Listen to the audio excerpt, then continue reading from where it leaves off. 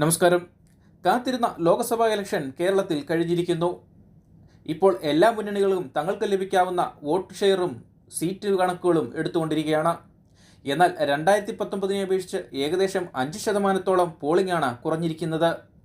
ഇത് ഇടതുപക്ഷത്തിന് ഗുണം ചെയ്യുമെന്നാണ് ഇടതുമുന്നണി കരുതുന്നത്.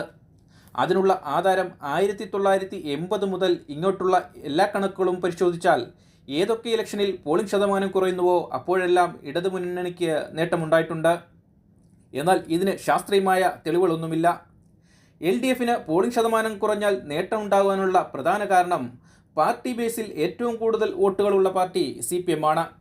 എന്നാൽ UDFനും അതോടൊപ്പം തന്നെ കോൺഗ്രസിനും നേട്ടമുണ്ടാക്കുന്നത് മുസ്ലിം, ക്രിസ്ത്യൻ, നായർ തുടങ്ങിയ വിഭാഗങ്ങളുടെ പിന്തുണയാണ്.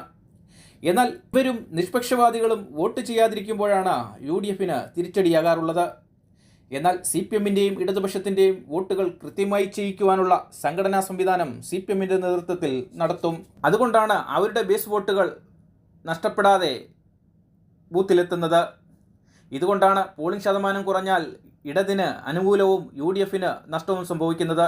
2019 77% പോളിംഗ് നടന്നപ്പോൾ 2024 72%-ലേക്കാണ് പോളിംഗ് കുറഞ്ഞിരിക്കുന്നത്. 2019 പോളിംഗ് ശതമാനം കൂടിയപ്പോൾ അന്ന് UDF കേരളം തൂത്തുവാരുകയാണ് ഉണ്ടായത്. 19 സീറ്റുകളാണ് UDFന് 2019 ഇലക്ഷനിൽ നേടാനായത്.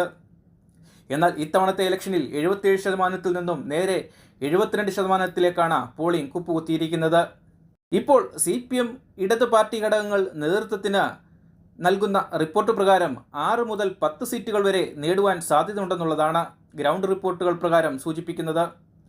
ആറ്റിങ്ങൽ, പാലക്കാട്, ആലത്തൂർ, കാസർഗോഡ്, കണ്ണൂർ എന്നീ 5 മണ്ഡലങ്ങളിൽ CPM വിജയം ഉറപ്പിച്ചിരിക്കുകയാണ്. അതോടൊപ്പം തന്നെ CPIയുടെ തൃശ്ശൂരും മാവേലിക്കരയും വിജയസാധ്യത പ്രതീക്ഷയിലുമാണ്. തൃശ്ശൂർ സംശയത്തിലാണെങ്കിലും മാവേലിക്കര CPI ഉറപ്പിച്ചിട്ടുണ്ട്. അതോടൊപ്പം തന്നെ ആറ്റിങ്ങൽ, മട്ടന്നൂർ ഉപതെരഞ്ഞെടുപ്പിനുള്ള സാധ്യതയും ഇടതുമുന്നണി മുന്നിൽ കാണുന്നു. ഇതിനുള്ള തയ്യാറെടുപ്പുകൾ തുടങ്ങാനുള്ള ഒരുക്കത്തിലുമാണ് ഇടതുമുന്നണി.